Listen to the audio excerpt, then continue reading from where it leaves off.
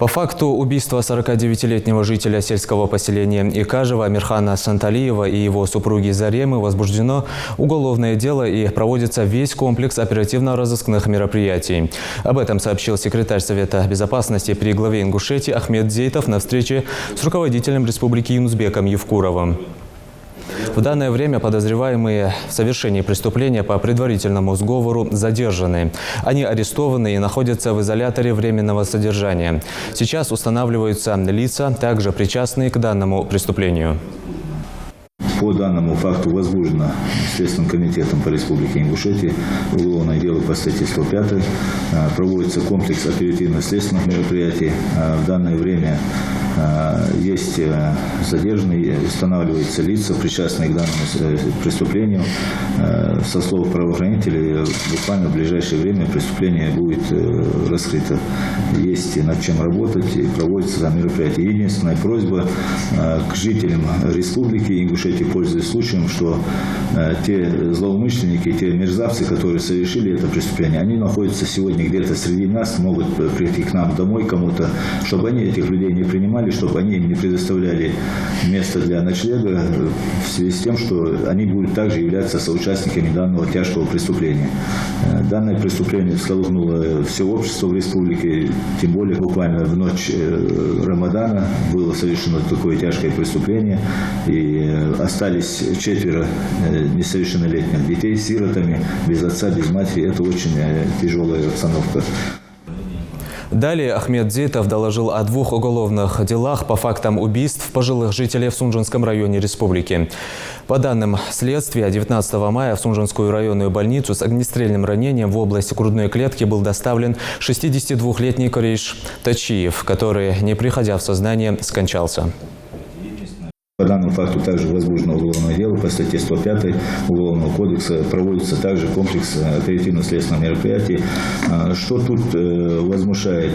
Возмущает то, что и соседи, и люди, которые проживали в данном населенном пункте, знали, что между данными соседями не один, не первый год назревает такой конфликт, такой скандал в результате того, что один из них содержал бойцовских каких-то пород собак, и в результате у них от времени к времени возникали такие ссоры, скандалы. Но, тем не менее, не приняли никаких мер, и конфликт дошел до того, что сегодня совершено тяжкое убийство также в месяц Рамадан. По всем этим фактам следственно-оперативные мероприятия проводятся. Министр внутренних дел также выезжал на место происшествия. Даны все поручения следственно-оперативным группам, которые проводят в дальнейшем свои плановые мероприятия. Юнузбек Евкуров отметил, что подобные ситуации должны быть под контролем участковых, глав сельских поселений и городов, пресекаться до доведения их до трагедии. Глава распорядился составить базу данных проблемных адресов и вести учет. Жители должны этих людей сдать по закону. Да. И каждый, кто... Вот здесь надо отдельно дать поручения и рекомендации следственным органам. При опросе, когда вот тех, которые находятся в розыске, задержат, там, где они прятались, все адреса выявить. И, по закону наказывать тех, кто этих преступников принимает. Не только этих, вообще преступников. Мы просто над этим дальше не работаем. Преступника задержали, а дальше копать, где он спрятался, кто его прятал, нарушение закона, не хотим. Есть поработать раз.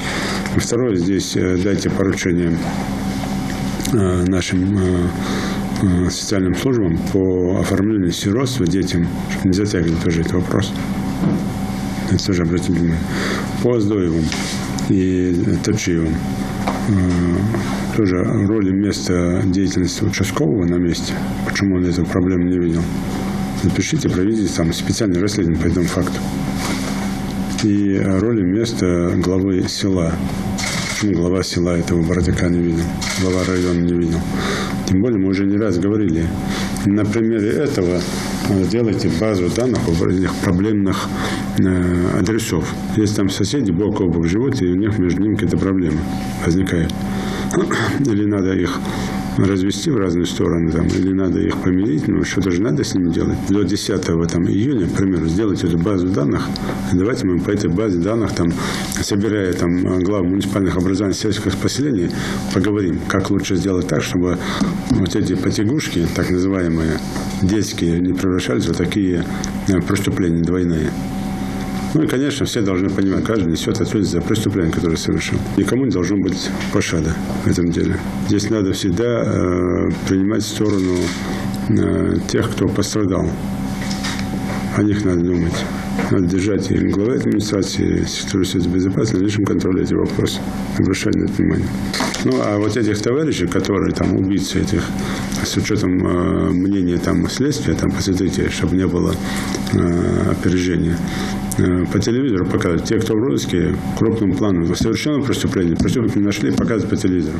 И это как раз сигнал тем, кто его спрашивает. Не ему. Не ему.